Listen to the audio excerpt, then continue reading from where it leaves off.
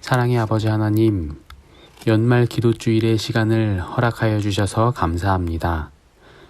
여전히 질병과 안타까운 사고가 가득한 세상에서 아낌없이 구원의 선물을 주시는 예수님이 계심을 인하여 또한 감사드립니다. 올 한 해의 모든 죄된 생각을 주님 앞에 내려놓고 무릎 꿇고 회개하는 기도주일의 시간이 될 수 있도록 축복하여 주시옵소서. 오늘은 이정환 목사님께서 구원의 투구라는 주제로 말씀 주시겠습니다. 목사님의 입술을 주관하여 주시고 듣는 모든 분들의 심령을 어루만져 주시옵소서. 이 모든 말씀을 예수님의 이름으로 기도드리옵나이다. 아멘.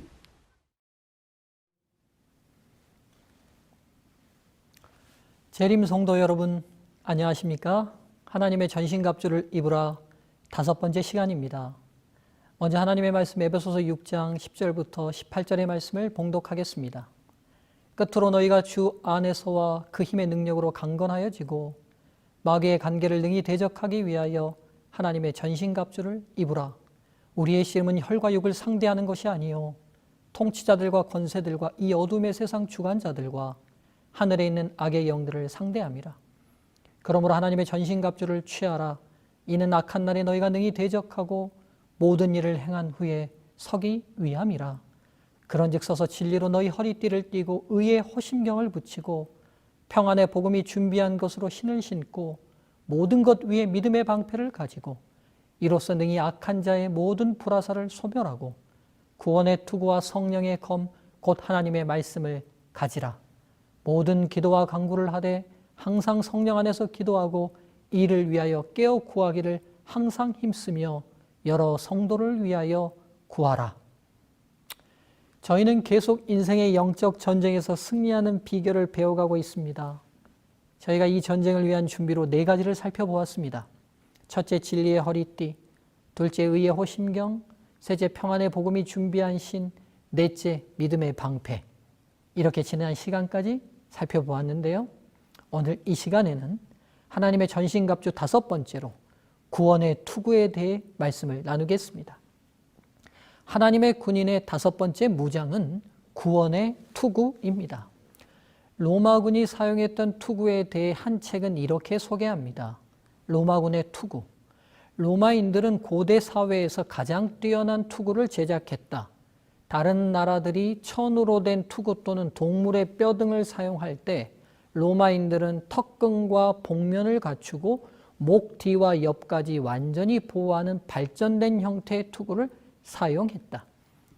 사람의 모든 능력을 통제하고 관장하는 머리를 보호하기 위해 로마 군인들은 강력한 투구를 써서 전투 중에 머리를 보호했습니다. 성경은 영적 전쟁에 임하는 성도들도 이 전쟁을 수행해 감에 있어서 우리의 가장 중요한 신체 기관인 머리를 보호하기 위해 구원의 투구로 무장하라 권면하고 있습니다. 인간의 머리는 지성과 이성을 통해 모든 것을 판단하고 결정하고 실천하는 가장 중요한 기관 중에 하나입니다. 우리의 모든 것을 결정하는 머리를 구원의 투구로 보호하라는 것은 과연 어떤 의미일까요? 이 질문에 대한 답을 얻기 위해서는 우리의 시작을 통해 우리의 존재가 어떻게 생존하도록 계획되었는지를 살펴보아야 할 것 같습니다. 하나님께서는 최초의 인간 아담과 하와를 완벽한 존재로 창조하셨습니다. 그러나 그 완전함과 완벽함은 스스로 유지되고 스스로 존재하도록 창조되었다는 것을 의미하지는 않습니다. 인간이 생존하기 위해 꼭 필요한 모든 것들, 물, 공기, 식물 등등을 살펴볼 때 창조주이신 하나님께서 공급해 주시고 그 공급된 것들을 의존할 때만 생존이 가능하도록 창조되었습니다. 나아가 아담, 그의 행복의 가장 중요한 사랑의 대상인 하와도 하나님께서 준비해 주신 존재였습니다. 즉 인간의 완전함과 완벽함은 창조주 아버지의 사랑에 의존하고 의지할 때만 유지되도록 창조되었습니다. 그래서 인간이 모든 상황을 판단하고 결정하는 우리의 지성과 이성이 이 사실을 인정하고 그 사랑을 누릴 때만 인간의 행복과 생존이 유지되었던 것입니다. 그런데 사탄이 하와를 범죄로 유혹할 때의 그의 말을 상기해 보시죠. 창세기 3장 5절 너희 눈이 밝아 하나님과 같이 되어 라고 말합니다. 하나님과 같이 되겠다는 말을 깊이 생각해 보시죠. 하나님께서는 그분의 존재 자체를 누구에게 의존하시거나 의지하시는 분이 아니십니다. 그래서 하나님이십니다. 그런데 사탄의 유혹은 사람인 하와가 하나님께 의존하고 의지하는 삶을 청산하라고 유도합니다. 하나님과 같이 되어라는 사탄의 유혹을 좀 풀어서 생각해 보면 이런 의미들이 내포되어 있는 것입니다. 너희가 얼마나 똑똑한 존재인데, 너희의 지성이 얼마나 탁월한데, 너희 눈에 보이는 저 많은 동물도 너희의 명령에 순종하고 복종하잖아. 너희의 탁월함을 능가할 어떤 존재도 이 지구상에 없어. 잘 생각해봐. 너희가 얼마나 대단한 존재인지. 그렇다면 굳이 하나님께 의존할 필요가 있어? 너희가 하나님 말씀 들어야 할 이유가 없잖아. 너희 지성을, 너희 이성을 능가할 존재가 없는데 너희 자신을 믿고 너희 머리로 생각하고 판단하고 결정해. 그것이 가장 탁월한 선택이야. 사람 자체는 하나님의 사랑 안에서 그분을 창조주로 예배하고 아버지로 사랑하며 그분이 주시는 모든 것이 은혜임을 깨닫고 받아들일 때, 즉 우리의 판단을 주관하는 머리가 이 사실을 온전히 인정하고 수용하는 사고로 본질적으로 가동될 때 우리의 행복과 생명은 안전할 수 있었던 것입니다.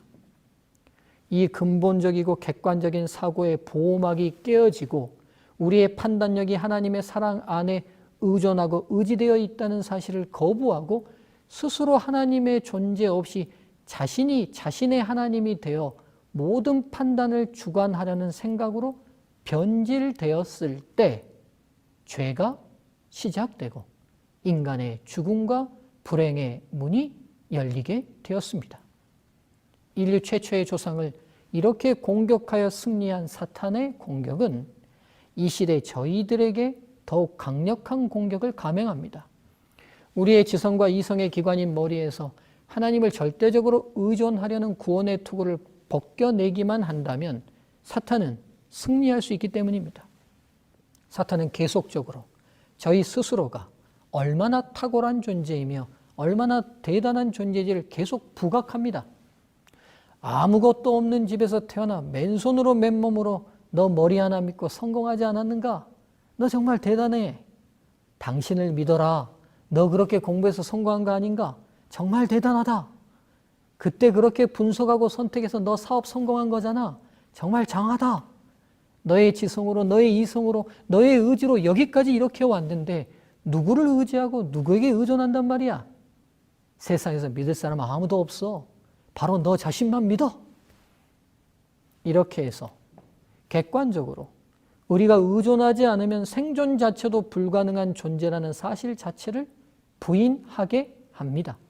즉, 근본적으로 하나님의 사랑으로 공급하시는 생존 환경에 의존하지 않으면 살 수 없는 존재이며, 나아가 죽음과 죄의 문제에서도 구원함이 필요한 존재라는 사실을 우리의 모든 사고 판단의 기초에서 제거해 버리려 합니다. 객관적으로 생각해 보시죠. 저희는 물속에서 10분도 살 수 없는 존재입니다. 몇천 미터 높은 산에 올라가서 산소가 조금만 부족해도 살 수 없는 존재입니다. 기온이 영하로 조금만 내려가 몇 시간만 그대로 추위에 노출되면 생명을 잃습니다. 기온이 40도 이상 올라가면 곧 더위로 생존이 불가능합니다. 우리의 신체 기관 어느 것 하나, 즉 머리카락 하나조차도 우리가 스스로 자라게 할 능력이 없습니다. 이런 인간의 불완전함을 열거하라면 얼마나 많은지 모릅니다. 생명 유지를 위해 상황과 조건이 조금만 틀어져도 살 수 없는 연약한 존재입니다. 나아가 필경 죽어 없어집니다. 저희는 절대적으로 구원이 필요한 존재입니다. 이 사실을 사고와 판단력의 기본 전제로 삼고 지성과 이성을 활용해야 합니다. 우리의 창조주 아버지가 우리에게 절대적으로 필요한 존재시라는 사실을 인정하고, 그분이 주신 구원이 없이는 우리의 삶은 무미하다는 진리로 우리의 지성과 이성이 무장되어야 합니다. 이것이 바로 구원의 투구를 쓴다는 의미입니다. 이런 구원의 투구로 무장되지 않았던 시대의 기록을 모아놓은 성경책이 바로 사사기입니다. 사사기는 하나님께서 안내하신 말씀을 무시합니다. 자신의 지성과 이성을 믿고 자신의 뜻대로 판단합니다. 그리고 그 판단과 이성을 의지하여 주변 민족들의 우상 숭배를 따라합니다. 곧 자신들의 판단으로 이루어진 선택의 결과는 불행으로 돌아옵니다. 이방 민족이 침입하고 그들로부터 고통과 어려움을 겪습니다. 그제서야 그들은 하나님을 인정하지 않는 그들의 판단이 틀렸음을 고백하고 하나님의 구원을 요청합니다. 하나님께서 그들을 구원하시고자 사사를 보내셔서 구원하십니다. 그러나 곧 얼마 가지 않아 다시 그들은 쓰고 있던 구원의 투구를 벗어버리고 자신들의 지성과 이성만을 믿고 또 우상 숭배를 따릅니다. 또다시 불행이 닥칩니다. 또다시 하나님의 구원을 요청합니다. 또다시 하나님께서 구원하십니다. 그러나 또다시 자신들의 지성과 이성만을 믿고 우상 숭배를 합니다. 이렇게 반복적인 삶을 300년을 지속합니다. 그래서 이런 시대를 살았던 이스라엘을 사사기의 영감은 이렇게 분석합니다. 사사기 17장 6절, 그때 이스라엘의 왕이 없었으므로 사람마다 자기 소견에 옳은 대로 행하였더라. 사사기 21장 25절, 그때 이스라엘의 왕이 없으므로 사람이 각기 자기의 소견에 옳은 대로 행하였더라. 이 사사기의 평가를 오늘의 말씀에 비추어 의역해 보면 구원의 투구를 벗어버리고 자신의 지성과 이성만 믿었더라 라고 번역할 수 있을 것 같습니다. 저는 오늘 말씀에 비추어서 사사기를 이렇게 한마디로 표현하고 싶습니다. 구원의 투구를 썼다 벗었다를 반복한 시대. 전쟁에 나선 군인들은 결코 전쟁 중에는 투구를 벗어서는 안 됩니다. 머리를 다친 순간 모든 것은 끝나는 것입니다. 저희도 마찬가지입니다. 저희 모든 삶이 전쟁입니다. 전쟁 아닌 순간은 한순간도 없습니다. 그러기에 구원의 투구를 결코 벗어서는 안 됩니다. 하나님의 사랑 안에 저희는 모든 것을 의지하고 의존하고 공급받아야 할 존재라는 사실과 하나님의 구원이 절대적으로 필요한 존재라는 사실이 모든 생각과 판단의 기본이 되어야 합니다. 데살로니가전서 5장 8절, 우리는 낮에 속하였으니 정신을 차리고 믿음과 사랑의 호신경을 붙이고 구원의 소망의 투구를 쓰자. 진정한 지혜를 얻길 소망하는 지혜서 잠언에서는 미련한 자와 교제를 강력히 조심하도록 권면합니다. 잠언 17장 12절, 차라리 새끼 빼앗긴 암곰을 만날지언정 미련한 일을 행하는 미련한 자를 만나지 말 것이니라. 그러나 미련한 자보다 더욱 위험한 것이 있다고 말합니다. 잠언 26장 12절, 내가 스스로 지혜롭게 여기는 자를 보느냐? 그보다 미련한 자에게 오히려 희망이 있느니라. 미련한 자보다 더 위험한 것, 그것은 스스로 지혜롭다고 여기는 것입니다. 즉 구원의 투구를 벗어버린 상태는 정말 위험한 인생길을 걷는 것입니다. 2022년 올해 2월에는 이어령 박사가 89세의 나이로 별세하였습니다. 이어령 박사를 수식하는 많은 말이 있지만 그를 언론과 사람들은 시대의 지성이라고 표현합니다. 대단한 표현이 아닐 수 없습니다. 한국 안에 많은 지성인들과 학자들이 있지만 시대를 대표하는 최고의 지성으로 불린다는 것은 얼마나 대단한 영예입니까? 그래서 그가 지난 2월 별세하자 여러 언론이 그의 죽음을 기사화하고 그를 추모했습니다. 그를 이 시대가 어떻게 평가하는지 한 글을 보면 이어령은 문학평론가라는 직함에 가둘 수가 없는 인물이다. 그의 현란한 달병과 박식은 나라 안에서 견줄 만한 일을 찾기 어렵다. 그는 평론을 하는 한편 소설과 희곡을 쓰고 많은 베스트셀러를 생산한 에세이스트다. 1972년 문학사상을 창간해 한국 문학을 지탱하는 문학 잡지로 키워낸 인물도 그다. 그는 나라 안팎에 이름이 널리 알려진 대학 교수이고 한국 고전 문학의 연구자이며 1988년 서울 올림픽의 개폐회식을 세계적인 문화 이벤트로 만든 문화 기획자다. 정부의 문화부가 생겼을 때 초대 장관을 맡은 인물도 바로 그다. 20세기 한국 문학의 탐험 세 번째 3권책에 나와 있는 내용입니다. 그는 한국 최고의 지성인으로 무신론자였습니다. 그러나 그가 70대에 이르러 그리스도인이 됩니다. 바로 딸 이민아 목사의 영향으로 이루어진 일이었습니다. 한국 최고의 지성이며 무신론자였던 아버지를 인도한 이민아 목사의 삶을 소개한 한 잡지의 내용을 소개하겠습니다. 고 이민아 목사는 1959년 초대 문화부 장관을 지낸 이여령 이화여대 석좌 교수와 강인숙 건국대학교 명예교수의 일녀 이남 중 첫째로 태어났다. 이화여자대학교 영어영문학과를 조기 졸업하고 미국으로 건너갔다. 이후 헤이스팅스 로스쿨에서 학위 및 변호사 자격을 취득한 후 캘리포니아주 검사로 임용돼 청소년 범죄 예방과 선도에 헌신했다. 1989년부터 2002년까지 LA 지역 검사를 역임했다. 1992년 세례를 받은 후 2009년 정식으로 목사 안수를 받았다. 저서로는 땅끝의 아이들, 땅에서 하늘처럼이 있다. 고 이민아 목사는 참으로 시련 많은 삶을 살았다. 미국에서 검사, 변호사를 지냈으나 매일매일이 고난의 연속이었다. 아버지의 반대를 무릅쓰고 결혼한 김한길 전 국회의원과의 사이에서 첫째 아들 유진을 낳았지만 결혼 5년 만에 이혼의 아픔을 겪어야 했다. 그리고 재혼 후 2명의 아들과 딸을 낳았지만 둘째 아들이 자폐 진단을 받으면서 가슴 아픈 시간을 보냈다. 더구나 김한길 전 의원과의 사이에서 낳은 아들 유진이 26세의 젊은 나이에 세상을 떠난 후 그녀의 삶의 의미마저 잃었다. 건강하던 아들이 원인도 모르는 병에 걸려 의식을 잃은 뒤 19일 만에 숨을 거두는 모습을 지켜본 이민아 목사는 더 이상 살아갈 힘이 없었다. 신앙의 힘으로 가까스로 일어난 그녀에게 또 다른 시련이 남아 있었다. 3번의 갑상선 암 수술로 생사의 기로를 넘나들었고 실명의 위기에 처하기도 했다.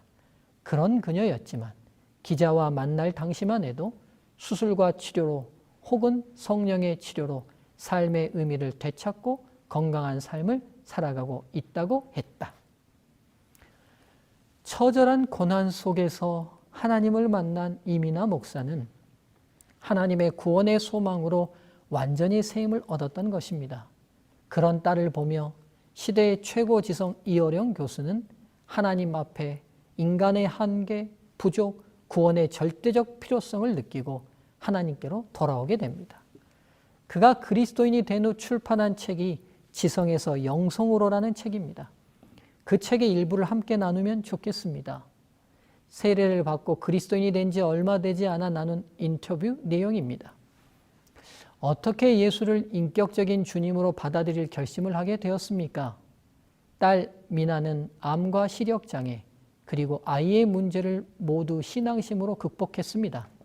간단히 말해 피와 살을 물려준 아버지가 아니라 하늘의 하나님이 고쳐주신 것이지요. 그동안 딸에게 해준 것이 없었습니다. 일찍 등단하면서 가족들에게 많이 베풀지 못했고 아이들은 제 사랑을 받지 못했습니다. 그래서 미나에게 죄의식을 가지고 있었습니다. 미나의 문병을 갖던 하와이의 작은 교회에서 저는 처음으로 기도했습니다. 하나님, 사랑하는 딸에게서 빛을 거두지 않으신다면 남은 삶을 주님의 자녀로 살겠나이다 라고요. 딸로 인해 하나님을 만나게 되었지만 그렇다고 기적 때문에 기독교를 받아들인 것은 아닙니다. 기적은 목적이 아닙니다. 지금 하나님께서 병을 고쳐주셔도 언젠가는 누구나 죽게 됩니다. 그러므로 이 지상의 진짜 기적은 단 하나, 부활과 영원한 생명입니다. 그는 하나님 없었던 지성의 한계 벼랑에서 드디어 하나님의 구원의 투구를 쓰므로 그의 지성이 새롭게 되는 순간을 맞이합니다. 또 그의 책에는 신앙인이 된 그를 비난하는 사람과 나눈 대화를 기록하고 있습니다. 이 부분은 저희가 함께 생각할 교훈이 있기에 나누길 원합니다. 특히 왜 교회에 가는가라고 비난조로 묻는 사람들이 있지요. 당신은 지성인인데 집에서 찬송가 부르고 성경 읽고 기도하면서 책 읽으면 되지 무엇 때문에 사람들 앞에 나서서 예수 믿는 티 내느냐는 겁니다. 그럴 때 제가 하는 말이 있죠. 배가 고프면 어디에 가지? 식당에. 뭔가 알고 싶을 때는 도서관 가면 되지. 심심하면 극장 가서 영화 보면 돼. 몸이 아프면 병원에 가지. 그럼 먹어도 배고프고 마셔도 갈증나고 놀아도 심심하고 배워도 답답하면 어디를 가나? 그게 뭔데? 배고픈 것처럼 갈증나는 것처럼 영혼이 굶주려 있을 때 그러면 아무 대답도 하지 못합니다. 그런 때 가는 곳이 교회란 말이야. 그러면 또 교회에 대한 욕을 합니다. 싸우고 소송하고 사교 같은 이상한 짓을 한다는 교회를 들어 그런데 왜 가느냐고 합니다. 그때 나는 이렇게 말합니다. 식당이라고 다 맛있는 음식이 나오던가 병원 간다고 다 의사가 명이라 병이 낫던가 극장 가면 재밌는 영화만 트는가? 그래도 배고프면 식당을 찾아가듯이 모든 교회가 다 탈속하고 영적인 것은 아니지만 역시 영혼이 메마른 사람이 찾아갈 곳은 교회가 아닌가? 부패한 교회가 있다고 해서 교회를 가지 말라는 것은 병원 의사 오진하여 죽었으니 앞으로 병이 나도 병원 가지 말라는 말과 같은 거지. 지금 이어령 교수가 교회 가는 것을 비난하는 사람은 신앙 자체를 비난하고 있지는 않습니다. 당신보다 수준 낮은 사람들이 모인 교회에 나가 예배 드리면서 그리스도인이라고 티를 낼 필요까지는 없는 것 아니냐고 말합니다. 교회에서 함께하는 구성원들이 모두 신앙적이고 모두 선하고 모두 진실하지 않습니다. 그의 지성적 역량에 미치지 못하는 설교가의 설교를 들을 수 있고 그의 학벌과는 비교되지 않는 성도와 교제를 할 수도 있습니다. 그러나 그는 그런 것이 문제되지 않습니다. 그는 하나님의 사랑과 구원이 절대적으로 필요한 연약한 죄인일 뿐입니다. 재림 성도 여러분, 때론 성도가 날 실망스럽게 할 수 있습니다. 때론 교회가 날 낙심하게 할 수 있습니다. 때론 내 지성과 내 이성으로 납득되지 않고 내 감정으로 받아들일 수 없는 경우도 생길 수 있습니다. 그래서 때론 교회를 가야 할지 말아야 할지를 심각하게 고민하게 합니다. 예배를 드려야 할지 말아야 할지 망설이게 합니다. 그러나 어떤 상황에서도 나는 구원이 절대적으로 필요한 존재라는 분명한 사실이 변하지 않습니다. 우리의 주님이 나의 구원자 되신다는 확고한 진리가 바뀌지 않습니다. 그래서 저희는 어떤 상황, 어떠한 처지에서도 구원의 투구를 우리의 머리에서 벗어버리지 않아야 합니다. 내 모든 판단은 언제나 날 구원해 주시는 은혜 기초 위에서 이루어져야 합니다. 그것이 바로 사탄의 공격을 막는 가장 안전한 보호막임을 잊지 마시기 바랍니다. 오늘 저희는 하나님의 전신갑주 5번째 무장으로 구원의 투구를 살펴보았습니다. 재림 성도 여러분, 저희는 지금 인류 역사상 가장 발전된 문명의 혜택을 누리며 살고 있습니다. 매일 우리가 상상하는 그 이상의 발전이 사람들의 노력으로 이루어지고 있습니다. 인간의 지성의 수준은 그 끝을 알 수 없을 만큼 진보합니다. 그러나 대단한 것 같은 인간도 하나님이 제공하시는 생존의 환경 없이는 한순간도 살 수 없는 의존된 존재일 뿐이며 죄와 죽음으로부터 구원이 필요한 불쌍한 존재일 뿐입니다. 우리의 지성과 이성과 감성의 모든 판단이 바로 이 구원의 기초 위에 작용할 때만 사탄의 공격으로부터 안전할 수 있습니다. 이 구원의 투구로 언제나 우리의 머리가 보호함을 입게 되길 간절히 바라며 오늘의 말씀을 마치겠습니다. 감사합니다.